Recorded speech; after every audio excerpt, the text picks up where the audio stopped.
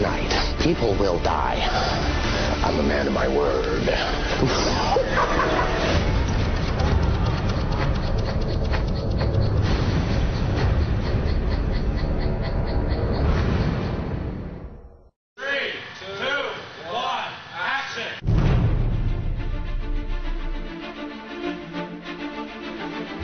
I've always been interested in shooting a film on IMAX. I always felt that if you could shoot a fiction film in that format, you'd get an incredibly immersive experience. It is really an extraordinary experience to see a large action sequence on the IMAX screen, and really just knocks you out of your seat. No one's ever done this before, and so in coming to shoot a sequel, the challenge is to make things bigger and better. I felt that shooting certain sections of this film using IMAX technology would give us the biggest possible canvas on which to keep telling the story. From a technical standpoint, IMAX is the absolute highest resolution you can achieve. It has a lighting latitude that ranges from the brightest of brights to the darkest of darks. The size of the negative allows me to capture an image that's of unsurpassed quality. Most traditional formats are wider than they are tall. This is actually taller than it is wide. The first thing everyone talks about is how heavy the camera is, probably 4 to 5 times heavier than the cameras that we're accustomed to working with. We can't put it on my shoulder. We can't shoot handheld with it. Every rig had to be either reinvented or beefed up a little bit to accommodate that.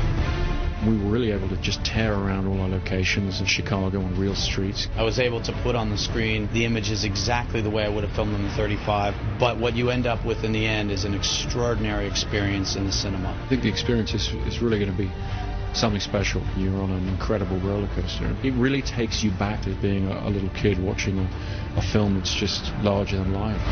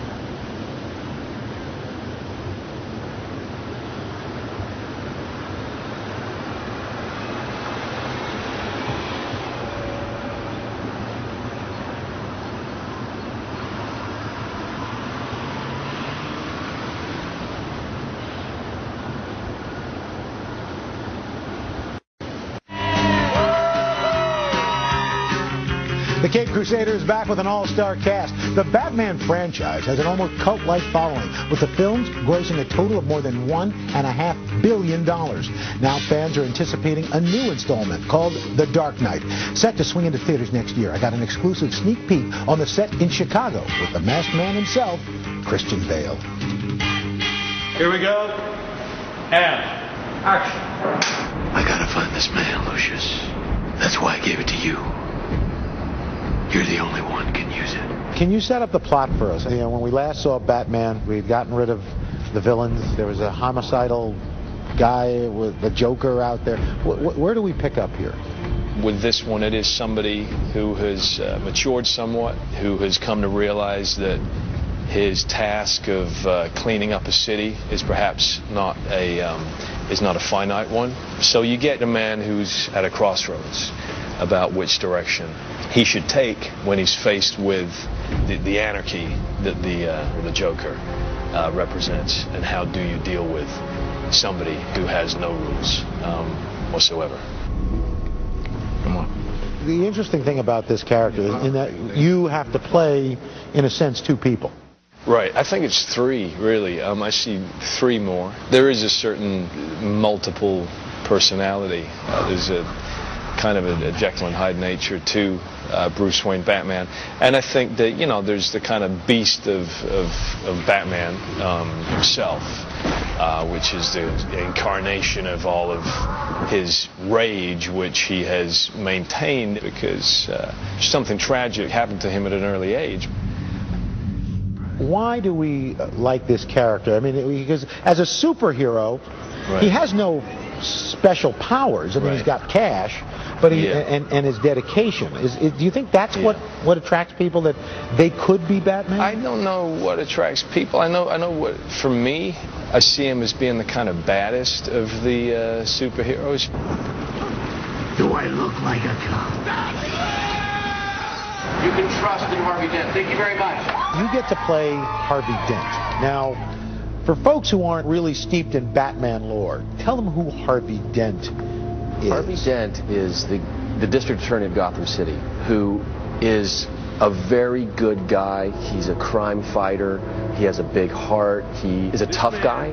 What happens to Harvey is he gets in trouble. He's disfigured, and half of his face is burnt by acid, and he's not such a nice guy anymore.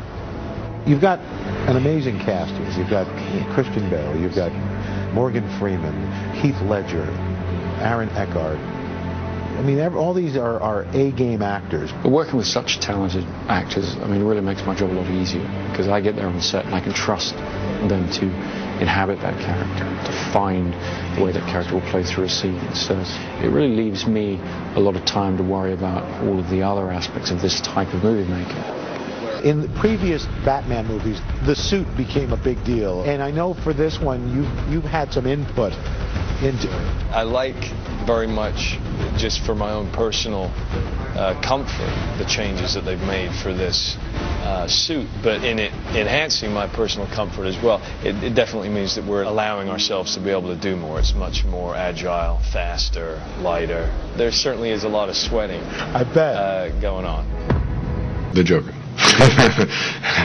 Well, the Joker, for sure. I mean, I was kind of relieved of the duty of physically portraying Bob Dylan. You know, I didn't really have to. So yeah. So I'd say I guess the Joker. Although the Joker was actually, that was the most fun I've ever had. Probably ever will have, playing a character. It was. And I'm not sure whether it was hard stamina-wise, because it was just high levels of energy were required every day.